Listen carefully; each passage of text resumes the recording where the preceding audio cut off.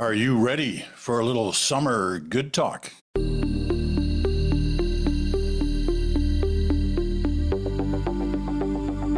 hello there, Peter Mansbridge here, along with Chantal and Bruce Anderson. It has been a week, there's no doubt about that. When we think of just what's happened in the last 7 days, kind of fits in with the idea of doing a final summer special good talk for this day. There's so many ways we could go on this. There's so many questions we can ask, and we'll try to ask all of them. But let me start this way.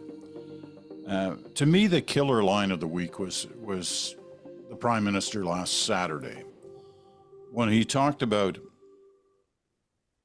the Trump administration signing a deal. It was like watching them sign something with pencil.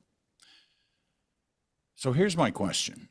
I mean, I thought that was a great line, but it leaves me saying, how could you ever sit down again with that administration and with that president if that's what you believe, that you can't trust him to either make a deal or sign a deal or follow through on a deal?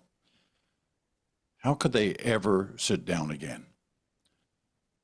So let me ask you that. Chantal, how would you answer that? You would need, I believe, from everything we heard this week, including the line where the Prime Minister compares the United States to Russia as a bad player when it comes to trade and trade deals.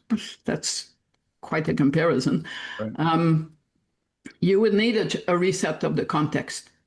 I don't believe that we can suddenly go back to a table with both sides saying, okay, let's keep the fundamentals of the deal we had on the table, because so far what we know about the deal that was on offer was not much of a deal.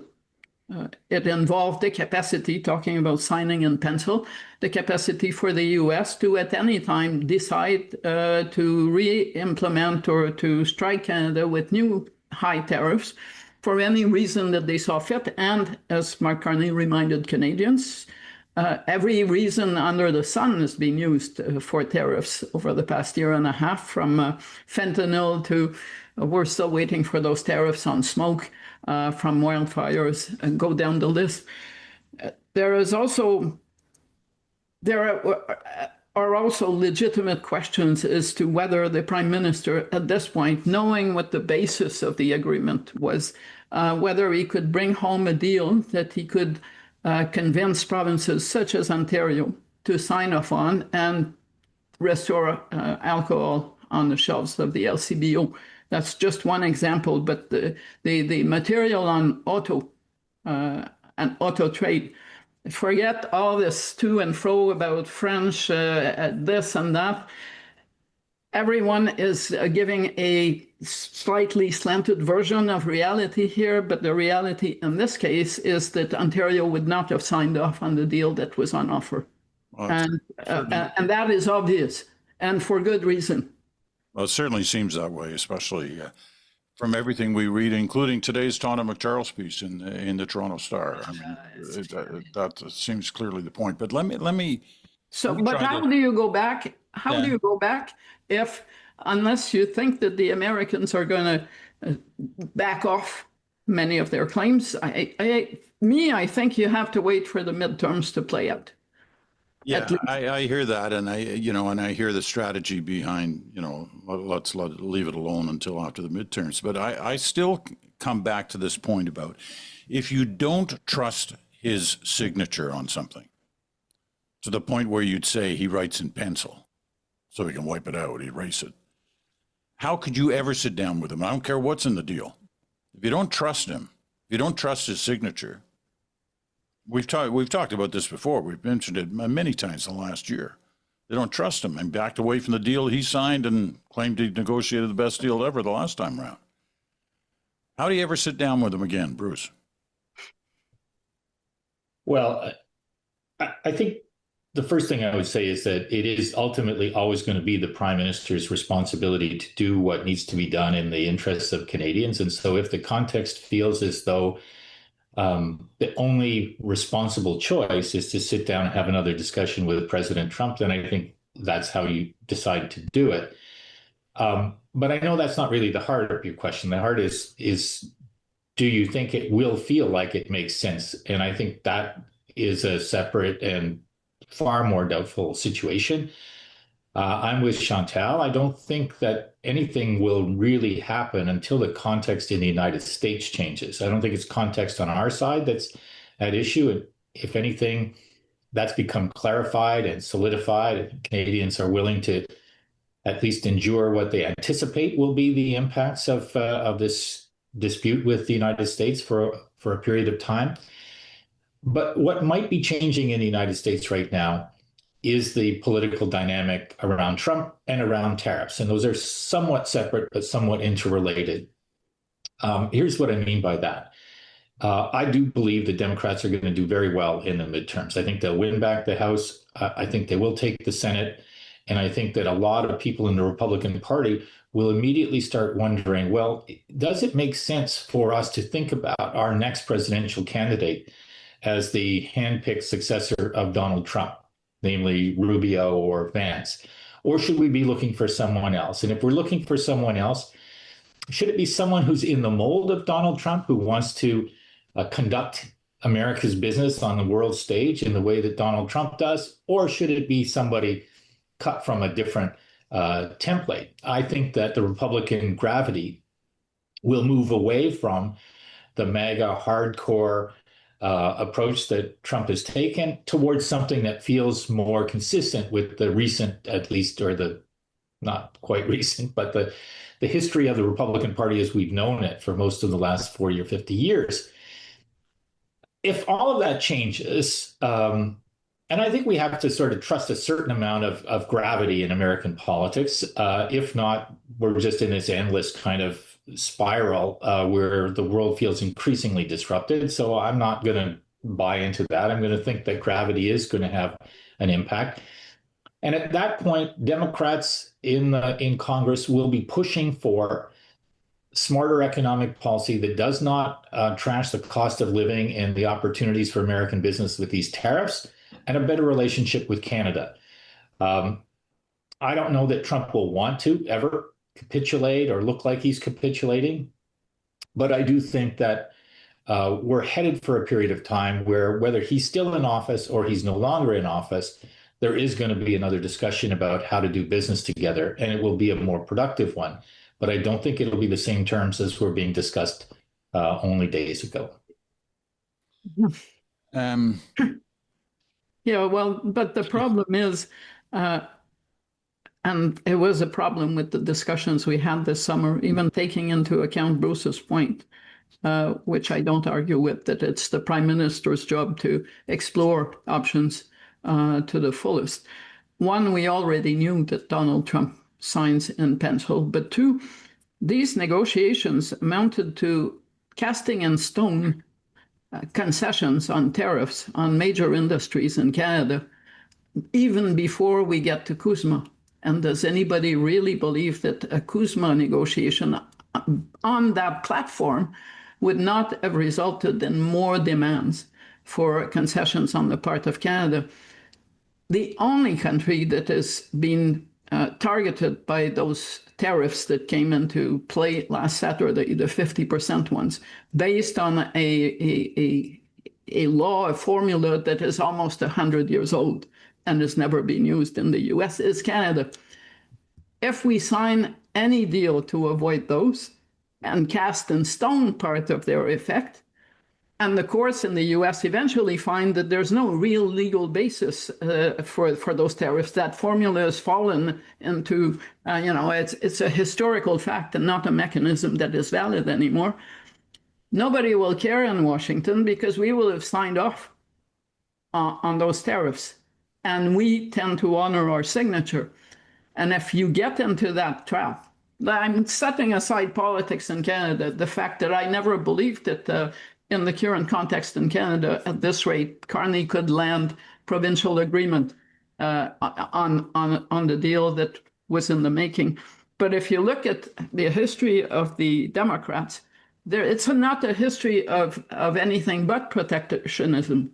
So once you sign off on that, the impetus on the Democrats to walk back those tariffs or walk back significantly diminishes. And you did see some governors this week That's right. arguing against what is happening with Canada, but not wanting to say, of course, if we were in charge, we would roll them back. So careful here.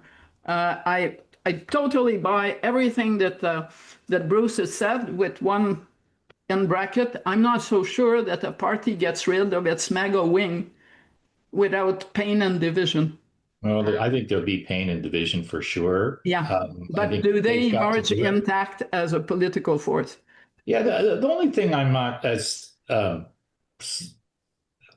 really convinced of, I suppose, is this idea that where the country was almost cast in stone concessions that would have harmed major industries. I mean, I think coming out of the conversations, as I remember it, the Prime Minister was far more tepid in describing the state of those negotiations than the U.S. was. The U.S. said, we've got a deal, and the Prime Minister said there's work to do. Mm-hmm. In the end, 10 years from now, maybe 15 years from now, I know the Conservatives in Canada want to know it right now. We'll know more about what exactly the Prime Minister was or wasn't prepared to do in order to secure access and stabilize the economy, even as, and I believe he believes this quite strongly, that as important as the U.S. relationship is, we also do really need to push hard at this diversification, both of trade and where our investment in the country comes from. I think that in that context, exploring the possibilities with the Trump administration, even with the baggage of you can't really trust what they say, and I think he was kind of very clear-eyed about that, was worth doing. And we got to a point where there just wasn't enough there that made sense. And as I say, I don't think we'll know all of the details of that until sometime well into the future, and it'll be a useful bit of history, but I don't think it's really material to where we are right now, I guess. Okay. I guess not, but I guess my point wasn't, I'm not really curious about what Canada was willing to give up, because I am more curious as to the Carney's team's sense that they could fulfill their side of the bargain. I get the provinces on board. On the eve of the Quebec election, where, what was it, the number, 61%? I can say it, I can back that with anecdotes. We're saying we don't want to make any concessions. A premier in Ontario that was being told by the auto industry, don't do this. You know, it struck me that when we took alcohol off the shelves, U.S. alcohol, a year and a half ago, no one kind of totally figured out that we were building a provincial veto on any negotiation between the U.S. and the federal government. We just did that, and that was a gesture. But the end effect, as we saw over the past weeks that led to the breakdown in talks, was that Quebec, BC, Ontario, to name the three major provinces, actually had a veto on whatever outcome came out. Because the U.S. has made the restoring of spirits on shelves a red line condition for any deal to go through. That hasn't changed and will not change. And to tell Canadians, well, you can always just boycott them, not buy them, totally true. But it also meant that Premier Fréchette, Premier Ford, Premier Eby would have to defend the deal of the federal government. They couldn't have said, Mark Carney did that, and we don't agree, because they actively would have had to sign off and defend whatever concessions were in there. And I think that by the end of last week, it became apparent for the Canadian team that this was not going to happen. And add to that, I take Mark Carney at his word on, you know, the U.S. adding language or putting language that actually emptied some of that relief of much of its meaning. And what you have is kind of a bad political situation, weakens Canada, looking at Kuzma, weakens the Prime Minister himself, and creates serious public divisions in Canada. Okay, let me take this from another angle, because this one really This one really gets to me. This bothers me a lot. And it's the sovereignty issue, because there are times when I look at this past week and I go, was this really about trade, or was this about sovereignty? Especially when you listen to some of the things that are said either by Donald Trump or Lutnick or whomever it may be. Even Jameson Greer at times. It seems like a reasonable guy, bureaucrat trying to do his job. They seem to get along with the Canadian negotiators. But nevertheless, to me, some of the things that have been said in this past year and a half, and especially in the last month and a half,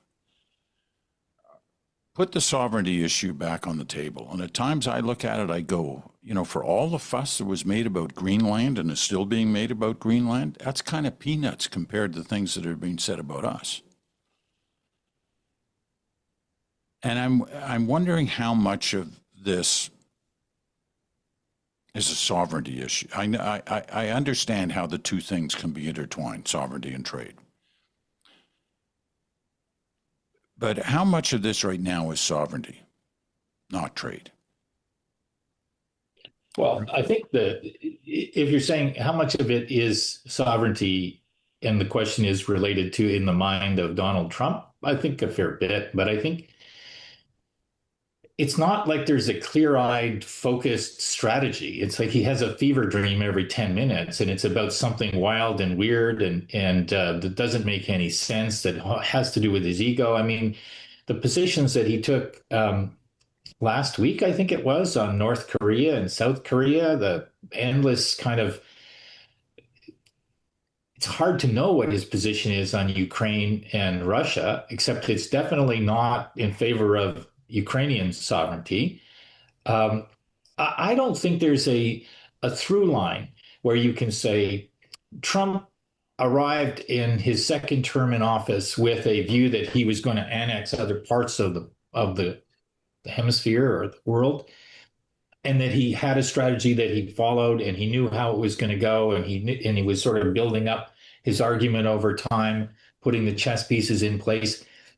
None of that was there. He does wake up and say, I want to get my Sharpie out and draw a new map and write words on it that make me feel like I'm accomplishing things like great American presidents in the past have. I mean, I think he put out maybe last night or this morning his kind of tiered ranking of all the presidents in history. And of course, he was the one at the top, the greatest US president in history. And, Biden and Obama and Carter and others were all at the very, very bottom. There were 4 tiers. I mean, this is silliness on an epic scale, on an epic, theatrical, embarrassing, humiliating scale. I was reading this piece in the New York Times this morning, this exchange between these two columnists that they do every once in a while. And one of them reminded the other of this quote from Machiavelli, which was, the princes they should be aware of the fact that if you get into a situation where you are hated but not feared, that's real trouble. And he was saying this is the context for America right now, that Russia and China might hate America but not fear it anymore, and that even longstanding allies of the United States might be moving in that direction, was the warning that he was calling. And I think that's the thing that Trump doesn't get right now, is that something snapped around the world, but also inside his own country. The unbelievable, really outpouring of the number of politicians in the United States who this past 72 hours or so have said, enough is enough. We don't like your tariffs. We don't think you understand how the economy works. You're driving up the cost of living with no end in sight, with no strategy apparent. And now you're punishing our allies for things that they didn't do. And it's the linkage of all of those things together that has created a kind of an explosive reaction in the United States, which Trump still doesn't understand, because he decided that he was going to do this, maybe the silliest, stupidest, most embarrassing thing that he's done yet. And that is such a hard test to pass. that this could be the silliest, stupidest thing. This renaming of Lake Ontario. It looked like an episode of Veep or something like that. It wouldn't have made it. It was, yeah, exactly, right. And so I think Americans are looking at this just like the rest of the world and going, "Oh, it does feel kind of like hated but not feared." And get out of here, get out of the way, get out of the conversation. Stop making everything worse every day. And so, in a way, as awful as this last several days has been to watch, you have to believe that clock is turning on him and that people are going to want something better. How much better? Who will personify it? I think it's too early to say. How many times have we thought that in the last year and a half? Yeah, well, every day, every day. I don't know why you think this is any different. I mean, I understand there've been a few people standing up and saying stuff. More than a few. Not a few. More than a few. Well, there's a long list of almost entirely Democrats. But that's the point, though. But people, for the first time since the presidential election, are about to get a chance to vote in the U.S. Yeah, that's the difference. Everything else, I agree, is wishful thinking. We didn't need any more proofs that Donald Trump is disconnected from the reality of his own country and his own public opinion. He is disconnected from the reality in the U.S. Forget that Canada is angry. He is acting like someone who, in this country, we would quickly dispatch to other activities like playing golf or gardening or whatever, and replace. No party in this country would actually keep a leader that cannot walk in a straight line intellectually and does whatever we saw yesterday. But the fact is that Americans who have been spending the past year and a half saying, "Oh, sorry, we don't, this isn't us," etc., well, they're going to get the chance to prove it. And at some point, if you start losing in the ballot box, there are rules of politics that apply to everyone, and gravity in politics is based on ballot box results. Polling is awful, but so far it's just polling. Sorry, Bruce. Those numbers will or will not materialize, and there will be a shift. And at that point, people who like their positions and who are Republicans will start fearing for their positions, because Trump becomes an albatross even more than he is today, and that has been demonstrated by votes. Now, if he takes over, cancels the midterms, I don't know. That's for Americans to decide what they do with that and where they go from there. But the notion, as for the sovereignty issue, Canadians feel that way, and you feel that way, because that is where this president has placed it. And the notion that he wants Canada to be a vassal state is not a figment of our imagination. It is how he sees and his team sees Canada. And to tell you the truth, Mark Carney, it so happens, does not have a mandate to accomplish that. So he doesn't have anyone to speak to. What did we watch this week with the latest news conferences about the why Canada pulled out, manufactured the crisis, was trying to not help the Parti Québécois? Well, first, in the history of this country, which federal government has ever wanted to help the Parti Québécois or sovereigntists in any province? But that was a deliberate effort to kind of create more divisions in what is so far a relatively united federal provincial front. And if you don't see it as interference in Canadian politics, that will backfire, I will predict, because there's not enough credibility attached to anyone on the Trump team to actually carry the day. Those are not trade discussions.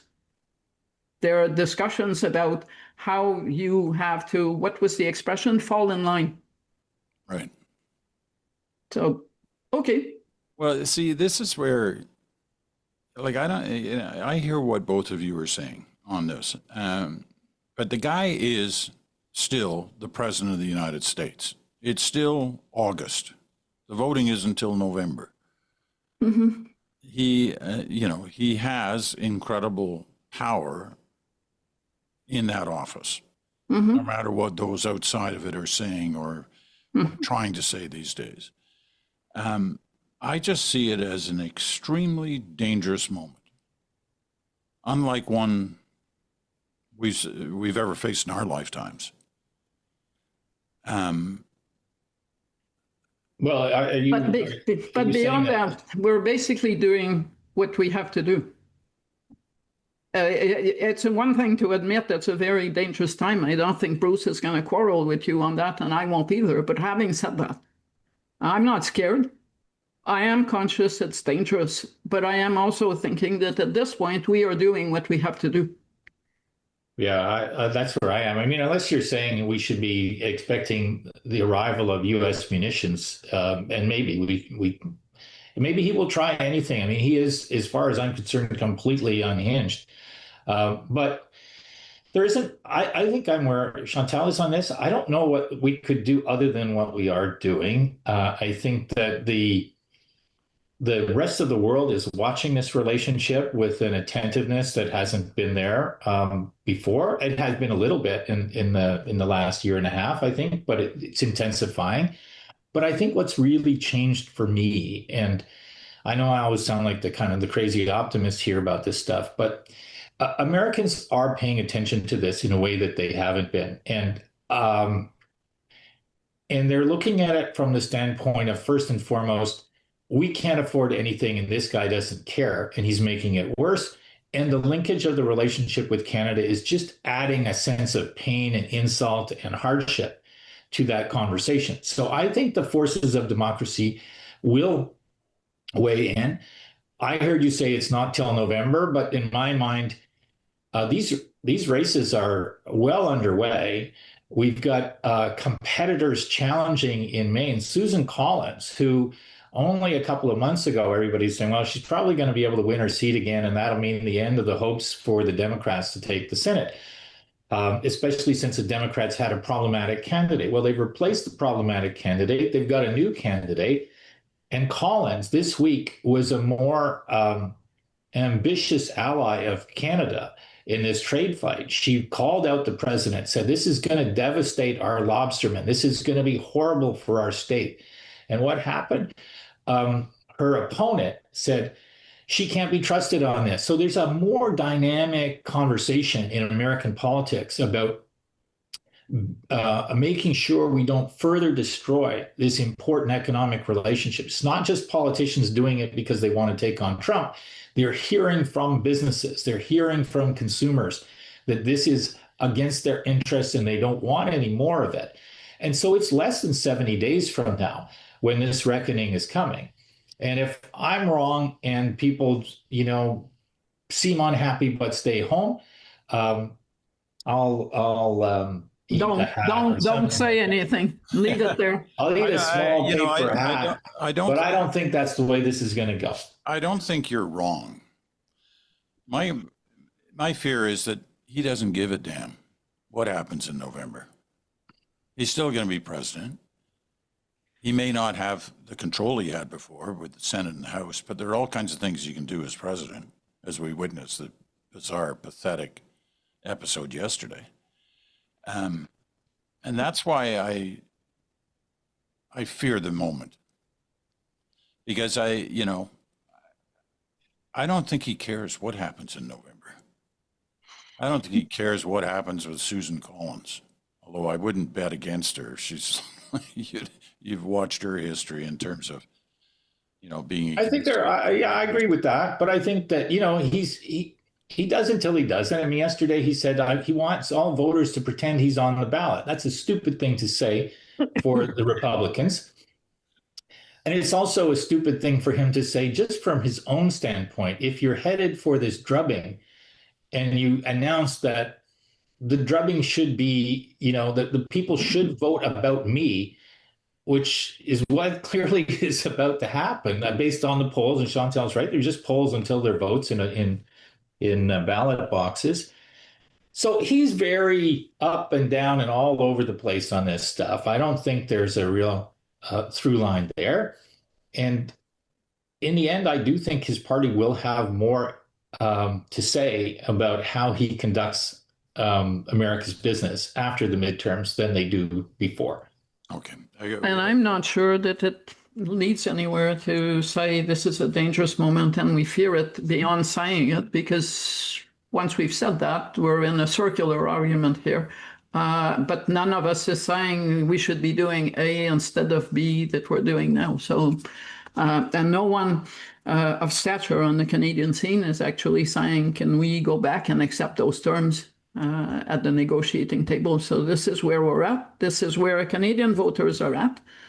And I don't think voters live in a fairyland. So it could be worse. We could be all over the map. We've seen that in the past. Oh, yeah. You know, one major province saying white, the other one saying black, the federal government trying to find a non-existent gray zone. We're not in that situation. We're having a conversation, sometimes adversarial, between provinces on some things, but bottom line, there is a very large consensus. Yeah, remarkable. Yes. So it was under some threat last week. Oh, yeah. I still believe that the better outcome is the breakup in the talks and not the alternative. That's right. Okay. We got to take a break. We're long overdue for a break. We'll do that, and we'll talk a little more about all this and the impact it's having on this side of the border right after this. It's where athletes come to train and where others come to unwind. It's a place that saves billions in healthcare and brings billions more into the economy. This is not just a trail, it's the Trans-Canada Trail. It's part of what connects us, part of what makes us Canadian, no matter where we're from or who we are.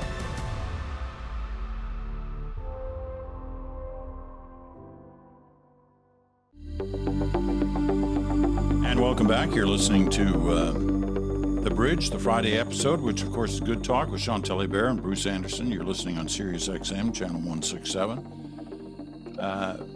You're listening on our podcast, or you're watching us on YouTube. Glad to have you with us. This is a summer special. We'll be back in 2 weeks for the beginning of our regular schedule every Friday morning for Good Talk, but the rest of the week as well. We'll start on Labor Day with a Janice Stein episode. We've been long overdue for Janice, with lots of mail for Good Talk and lots of mail for Janice over these last weeks saying, I can't go on without hearing them. You've got to bring them back. And I say, well, they'll be back. And here they are. Okay, let me, the Rest is Politics program. Bruce, you're friends with the main one, which is in Britain. But there's one in the U.S. as well with Anthony Scaramucci, who was, President Trump's director of communications for whatever it was, 10 days, 11 days, back in his first term. And Caddy Kay, the great British broadcaster, BBC. They do a podcast, The Rest is Politics. And I don't know whether you heard this week, but Scaramucci said, and I don't think Caddy Kay disagreed. They said, as a result of the events of the last year, and especially the events of the last week, that Mark Carney is now the leader of the Western world. But almost by default, we should qualify that.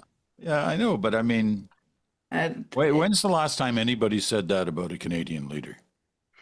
Brian Mulroney on apartheid, which is on apartheid, on a single issue, right? Yes, and he led the way on that. But what I say by default, I'm not laughing. It is kind of scary.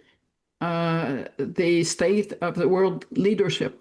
What's going to be happening in France with Macron walking away, what's been happening in the UK since Brexit, and the forever change of prime ministers one after the other, and you go down the list, then you have to eventually come down to Spain holding fast and paying somewhat of a price for this. But it's not as if we are in an era of great G7 leadership. So yes, that's not taking away anything from Mark Carney, but there it it is a bit of a lonely position that he is in. I think what people are reacting to is in part exactly what Chantal said, which is that the world order seems to be so disrupted. People may not have even really had a sense of exactly what the world order was, except that there was a way to work things out. And there was a certain reliability to some of the multinational structures and the ways in which leaders of different countries would talk with one another, would get together for G7 or G20 meetings, and would, even though people could look at it and say, well, it seemed boring, seemed like they didn't really accomplish very much, that was better than it feeling like it was a 5-alarm fire every day and that everything was combustible and that you couldn't really count on the distribution of goods around the world, the disposition of hostilities between aggressor nations and those that they're attacking. All of that has dissipated very, very quickly. And the principal culprit in most people's minds is the United States.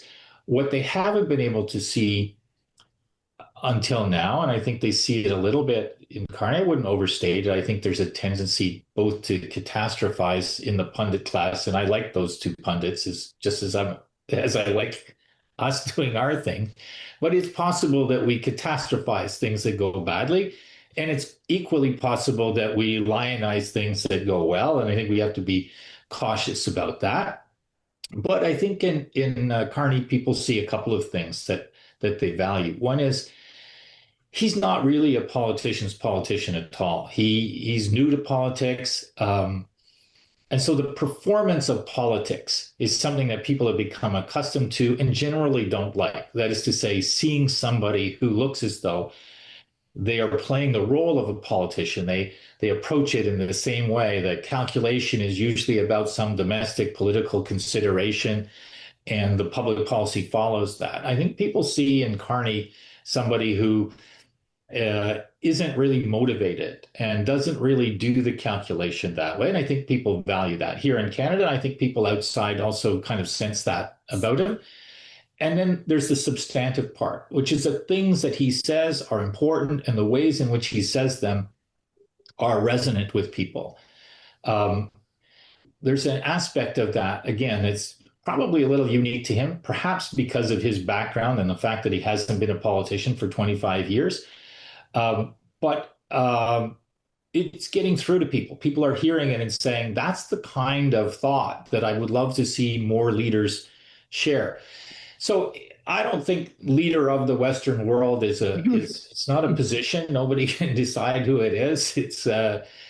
But it's a thought leadership role, and I think it's one that people value. And I think Canadians sort of see it. I mean, we've got a big poll in the field right now.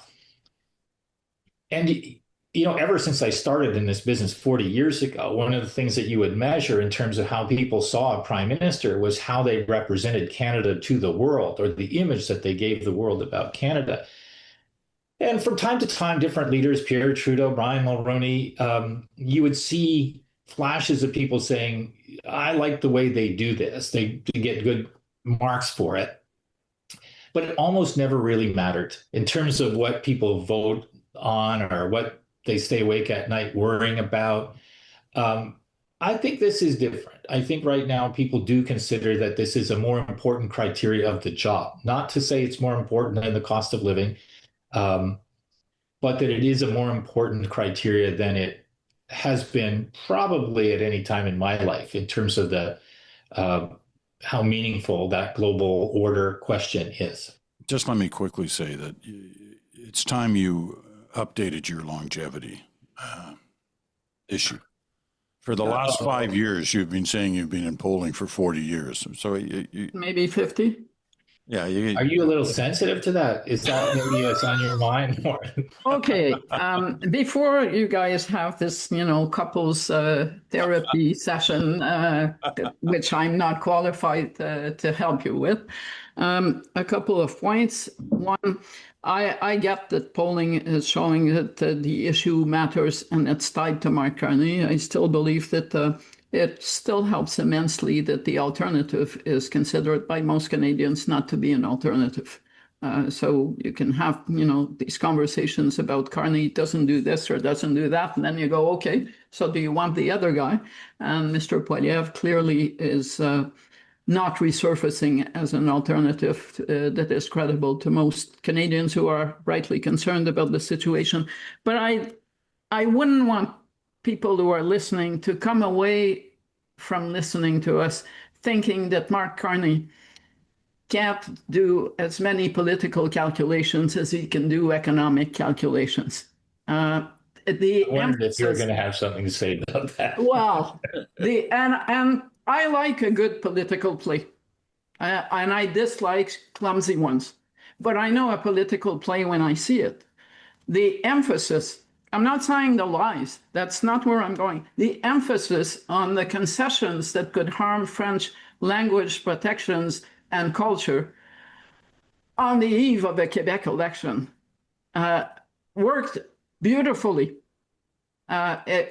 Much better than saying our auto industry would have disappeared, in the sense that, yes, in this province, it's really important. And whenever you say concessions on culture and you say, I'm never going to allow for them, you win points. And in this case, the Premier of Quebec won points as a result. So it was a great political play. Yeah. But some of that emphasis was calculated. Let's be serious. Yeah, look, this is why doing a podcast with Chantal and Bruce is not for rookies. You say something like I said, you're going to hear something like that. I get because if I don't say it, I'm going to hear a lot. People saying, have you gone into this? No. And I think most Quebecers who are paying attention realize that emphasis was maybe overemphasized. But at that point, most Quebecers who are concerned are saying, well, good, now he's put a line in the sand. He can't walk over that paint. So if ever negotiations resume, the protections for Francophone culture, they're off the table. So objective gain from the perspective of most voters. But also a splendid political play. It must be time for that second break, right, Pete? Let me ask one more Carney question. In a way, have the events of the last week bought him time? And I ask that because, there was a degree of sort of, where's the beef? When are things going to happen? It's been a year and a half. Things are kind of stalemated. Nothing's really changed. He's promising this, that, and the other thing. They haven't happened yet. Does the last week buy him more time? I mean, with things... Well, objectively, things actually got worse. Right. Okay. They got worse. But I'm not sure that there were that many people outside of the spin from opposition parties, one in particular. I'm not sure that there were that many people sitting on the edge of their seats saying, can we please get this going? What I heard before the breakdown from people when the news broke that we were working towards what could be a deal, etc., was dread of that deal. And not a finally we're starting to go somewhere. I think, and it was always going to be a problem up to a point for Prime Minister Carney. Canadians rightly do not see that there is a productive deal to be had from Donald Trump or one that he will respect. They are primed for that. But that also makes it really hard to convince Canadians that concessions are in order. Okay, but that's my point. If most Canadians feel that way, yes, then they're not going to expect anything. No, but in the near term. But meanwhile, things are happening domestically. It's interesting what's happening in the U.S. and we can't avoid it. But things that are really interesting have been happening in this country as a result of all of this that will translate into actual things, whether you're for or against them. BC over the summer has moved closer than it ever has to consent to a new pipeline. And the political situation in BC actually helps an NDP government remain on side with that project of a pipeline from Alberta to the West Coast. Hey, not obvious 6 months ago. Newfoundland and Quebec have set aside their disagreements, historical disagreements on hydropower, to work together to put in place a very ambitious hydro plan that matters a lot. These things have been made easier by the fact that everyone is putting a bit of water in their wine to advance real things, not just to sit at home and anguish over what's going to happen to all of us. And I'll say just one more thing. This is the first time in all of the time that I've watched Canadian politics when a prime minister uses the issue of French language and identity to say we're not doing something, and there is no backlash. No one is writing he's caving to Quebec. And I thought that was astounding. Sometimes the things that don't happen are even more striking than the things that do happen. But all these things that have been happening mean that we are actually not doing much on the U.S. front, but we are moving stuff forward in an interesting way. Yeah, Peter, can I go back to your preamble where you said there's been a certain amount of people going, well, nothing seems to be happening. And I don't know who you were referring to as a certain amount, and you were saying it was everybody, but I just have to say in the polling that I've done, I wasn't able to see that. In effect, what I was seeing is a very steady state, comparatively high level of satisfaction with the government, the federal government, on a whole wide range of issues. Surprising in some respects, because I thought, okay, the way that he's approaching his energy policy and what it sounds like relative to Trudeau's climate policy is going to cause some disruption. I haven't seen it. I've seen people kind of, to Chantal's point, everybody's sort of putting a little bit of water in their wine in terms of understanding that it's a complicated world. And rather than say, which some of the opposition politicians were saying on the conservative side, Carney doesn't seem to be getting anything done. Canadians seem to be looking at a prime minister who is in constant motion, constantly trying to move things forward, and they were judging him very differently. It was one of a series now, to Chantal's earlier point about why is Pierre Poilievre just not making any sense to Canadians. It's partly that they started out not liking him and they haven't liked him anymore since, maybe a little bit worse. But it's also that the attacks that he chooses just don't sound right to people. They just don't sound relevant to people, but sometimes they just don't sound accurate. This notion that he hasn't been accelerating projects in Canada is a really good one. And I'm hoping that increasingly people start to look at the combination of energy policy and project changes that the Prime Minister has brought forward and said this is an effective longer-term climate policy in the sense of electrification was always going to be a major part of how we reduce emissions in the country. And nobody's done more to accelerate that electrification agenda in the 40 or 50 years that I've been in this business than this Prime Minister has. All right. I did say a degree of dissatisfaction, and I didn't put a number on the degree. Wisely. But my main point was whatever that number would be, the past week seems to have bought him more time. Yeah, but the people who were saying that percentage, they haven't changed their minds. I don't think he's looking for bought time. I mean, this investor summit thing that's coming up in 15 days or something like that, this will be an important event. Important. Yeah. You know, I don't disagree with that, but it's all part of a new period of time where if, you know, things could have gone differently in the last couple of weeks. It could have caused all kinds of new problems. Right, I get what you mean. That. Yeah, or not. You know, that's right. Anyway, let's take our final break, and then we've got a couple of minutes, and I've got a question for you. We'll do that. What you say matters, but how you say it, who hears it, and whom you move matters more. That's where we come in. Across energy, healthcare, critical minerals, trade, agriculture, transportation, and beyond. We help shape how Canada's leading industries are understood and where they go next. What you say matters. we make sure it lands.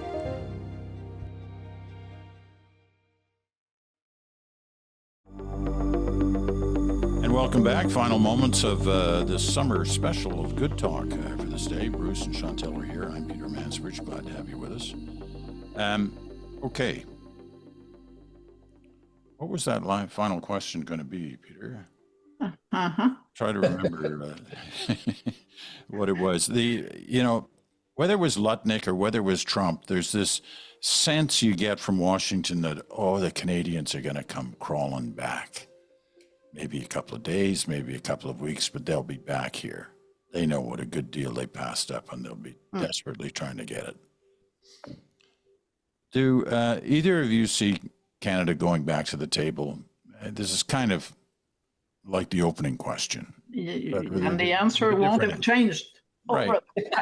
So what are we saying? Are we saying there's no way we're going back to deal with them, at least until after the, put a time frame on it, until after the midterms? I don't see us having productive negotiations that result in a deal that you need to sell to Canadians before the Quebec election, October 5th, or the Alberta referendum, October 19th. And by then, I'm guessing we're getting really close to the midterms. But I don't see Mark Carney asking the Premier of Quebec to accept concessions in the middle of an election campaign where he's clearly cheering for her and not for the main opponent, that is the Parti Québécois. Bruce? I think that the question of whether or not formal negotiations or some discussions is a meaningful question. Part of why I say that is that I think on the American side, whatever they say that's part of their spin, and Lutnick is probably the worst person that they ever put out there to speak about this. He's kind of like he's in Washington version of Pete Hextra, who, by the way, I don't know if that petition to see him out the door has hit 300,000 yet, but it's a really meaningful number of Canadians who've put their names to that. You're running out of time.